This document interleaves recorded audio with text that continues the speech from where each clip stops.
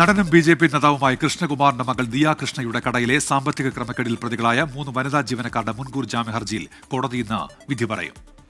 ജീവനക്കാരെ കസ്റ്റഡിയിൽ ചോദ്യം ചെയ്യണമെന്നാണ് ക്രൈംബ്രാഞ്ചിന്റെ ആവശ്യം. ജീവനക്കാർ തട്ടിപ്പ് നടത്തിയതായി തെളിയിക്കുന്ന വ്യക്തമായ രേഖകൾ ഉള്ളതായി ക്രൈംബ്രാഞ്ച് കോടതിയെ അറിയിച്ചു.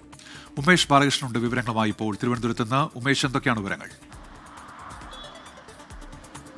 ഉന്മേഷ്, തിരുവനന്തപുരം ജില്ലാ പ്രിൻസിപ്പൽ സെഷൻസ് കോടതിയാണ് എന്നിവരുടെ മുൻകൂർ ജാമ്യാപേക്ഷ പരിഗണിക്കുന്നത്. ഈ ദിയ കൃഷ്ണയുടെ സ്ഥാപനത്തിലെ 3 ജീവനക്കാർ അവർ തട്ടിപ്പ് നടത്തിയതിന് തെളിവുണ്ട് എന്ന് കഴിഞ്ഞ ദിവസം ക്രൈംബ്രാഞ്ച് കോടതിയിൽ റിപ്പോർട്ട് നൽകിയിരുന്നു. ആ റിപ്പോർട്ട് പ്രകാരം ഇവരുടെ മുൻകൂർ ജാമ്യാപേക്ഷ ക്രൈംബ്രാഞ്ച് എതിർക്കുന്നുണ്ട്. ഒരു ഘട്ടത്തിൽ പോലും ഇവർ അന്വേഷണവുമായി സഹകരിക്കുന്നില്ല എന്നാണ് ക്രൈംബ്രാഞ്ച് റിപ്പോർട്ടിൽ പറയുന്നത്. ഈ സാഹചര്യത്തിൽ ഇവരുടെ മുൻകൂർ ജാമ്യാപേക്ഷയിൽ എന്ത് വിധി കോടതി നൽകും എന്നുള്ളതാണ് ഏറ്റവും സുപ്രധാനം. എന്തായാലും ഈ 3 ജീവനക്കാർ അവർ വാദിക്കുന്നത് തങ്ങളെ ഈ കൃഷ്ണകുമാറും മകൾ ദിയ കൃഷ്ണയും തട്ടിക്കൊണ്ടുപോയി 8 ലക്ഷം രൂപ ആദ്യം വാങ്ങിയെടുത്തു. അതിനുശേഷം കൂടുതൽ പണം ആവശ്യപ്പെട്ട് തങ്ങളെ തടങ്കലിൽ വെച്ചു. അതുകൊണ്ട് തന്നെ തങ്ങളെ കള്ളക്കേസിൽ കൊടുക്കുന്നതാണ്. അതുകൊണ്ട് തന്നെ ജാമ്യം നൽകണമെന്നുള്ള ആവശ്യമാണ് ഈ 3 ജീവനക്കാരും മുന്നോട്ട് വയ്ക്കുന്നത്. എന്തായാലും ക്രൈംബ്രാഞ്ച് പ്രാഥമിക അന്വേഷണത്തിൽ തന്നെ ഇവർ പണം തട്ടിയെടുത്തതിൻ്റെ തെളിവുണ്ട് എന്ന് കോടതിയിൽ പറഞ്ഞിരിക്കുന്നു. ആ സാഹചര്യത്തിൽ മുൻകൂർ ജാമ്യം ലഭിക്കാനുള്ള സാധ്യത കുറവാണ് എന്നാണ് വിലയിരുത്തപ്പെടുന്നത്. പ്രത്യേകിച്ച് ഇവർ ഒരു ഘട്ടത്തിൽ പോലും അന്വേഷണവുമായി സഹകരിക്കുന്നില്ല എന്നും ക്രൈംബ്രാഞ്ച് കോടതിയിൽ വാദിച്ചിട്ടുണ്ട്. ആ സാഹചര്യത്തിൽ ഒരുപക്ഷെ അവരുടെ മുൻകൂർ ജാമ്യാപേക്ഷ തള്ളാൻ സാധ്യതയുണ്ട്. എന്തായാലും ഇന്ന് 11 മണിയോടുകൂടി മുൻകൂർ ജാമ്യാപേക്ഷ കോടതി പരിഗണിക്കും. ഉന്മേഷ്, സ്മിത. ഉമേഷ് ബാലകൃഷ്ണനാണ് ഇപ്പോൾ വിവരങ്ങളുമായി തുടരുന്നത്.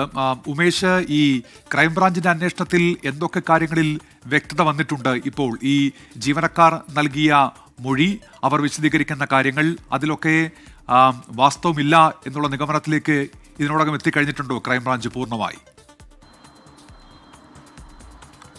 ദിയ കൃഷ്ണയുടെ പ്രധാനമായ സ്ഥാപനത്തിൽ വന്നുകൊണ്ടിരുന്ന പണം ഇവർ സ്വന്തം QR കോഡ് കാണിച്ച്, അതായത് സ്വന്തം ജിപേയുടെ QR കോഡ് കാണിക്കുകയും അതിലേക്ക് പണം സ്വീകരിക്കുകയും ചെയ്തു എന്നും അത്തരത്തിൽ 60 ലക്ഷത്തോളം രൂപ ഈ ദിയ കൃഷ്ണയുടെ സ്ഥാപനത്തിൽ ലഭിക്കേണ്ട തുക തട്ടിയെടുത്തു എന്നായിരുന്നു പരാതി. ഈ പരാതിക്ക് കൗണ്ടറായി തങ്ങളെ തട്ടിക്കൊണ്ടുപോയി 8 ലക്ഷം രൂപ വാങ്ങുകയും കൂടുതൽ തുക വേണമെന്ന് ആവശ്യപ്പെട്ട് ഭീഷണിപ്പെടുത്തുകയും ചെയ്തു എന്നായിരുന്നു ഈ 3 ജീവനക്കാരുടെ പരാതി. ഈ 2 കേസിലും പോലീസ് FIR രജിസ്റ്റർ ചെയ്തു. അതിനുശേഷമാണ് കേസ് ക്രൈംബ്രാഞ്ചിന് വിടുന്നത്. ക്രൈംബ്രാഞ്ച് വിശദമായി തന്നെ വിഷയത്തിൽ അന്വേഷണം നടത്തി. പ്രാഥമിക അന്വേഷണത്തിൽ തന്നെ ഈ 3 പേരും, ജീവനക്കാരായ 3 പേരും ഈ സ്ഥാപനത്തിൽ വരേണ്ട തുക സ്വന്തം QR കോഡ് കാണിക്കുകയും അതിലേക്ക് ഈ പണം ലഭ്യമാക്കുകയും പണം സ്വീകരിക്കുകയും ചെയ്തു എന്നതിൻ്റെ പ്രാഥമികമായ തെളിവ് കിട്ടി.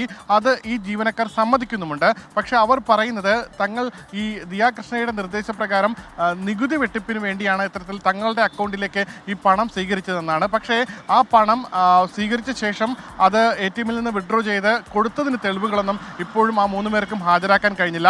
അതുകൊണ്ട് തന്നെ അതുമായി ബന്ധപ്പെട്ടുള്ള ചോദ്യം ചെയ്യലിന് കൃത്യമായ മറുപടിയും അവർ പറഞ്ഞില്ല. ഈ ഘട്ടത്തിലാണ് അന്വേഷണവുമായി ഇവർ 3 പേരും സഹകരിക്കുന്നില്ല എന്നുള്ള ഒരു തീരുമാനം അല്ലെങ്കിൽ ഒരു അറിയിപ്പ് കോടതിയിൽ ക്രൈംബ്രാഞ്ച് നൽകാൻ കാരണമായിരിക്കുന്നത്. അത് ഒരു ഘട്ടത്തിൽ പോലും, അതായത് ഇവർ പറയുന്ന വാദം അത് സാധൂകരിക്കുന്ന രീതിയിലുള്ള തെളിവുകൾ കൈമാറാനോ അതുമായി ബന്ധപ്പെട്ടുള്ള അക്കൗണ്ട് സ്റ്റേറ്റ്മെൻറ്റുകൾ കൈമാറാനോ അവർ തയ്യാറായിട്ടില്ല.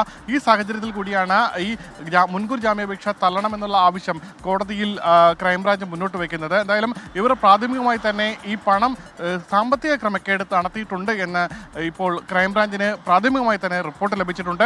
അതുകൂടാതെ ഈ ദിയ കൃഷ്ണയും കൃഷ്ണകുമാറും ഇവരെ വിളിച്ച് ഇവരുടെ പണം തട്ടിയതുമായി ബന്ധപ്പെട്ട ചോദ്യങ്ങൾ ചോദിക്കുമ്പോൾ ഇവർ പണം തിരികെ നൽകി, 8 ലക്ഷം രൂപ തിരികെ നൽകി. ആ 8 ലക്ഷം രൂപ തിരികെ നൽകിയതിനും തെളിവുണ്ട് എന്നാണ് ക്രൈംബ്രാഞ്ച് പറയുന്നത്. ഉന്മേഷ്, ശരി. ഉമേഷ് ബാലകൃഷ്ണനാണ് വാർത്തയുടെ വിശദാംശങ്ങൾ നൽകിയത് തിരുവനന്തപുരത്ത്.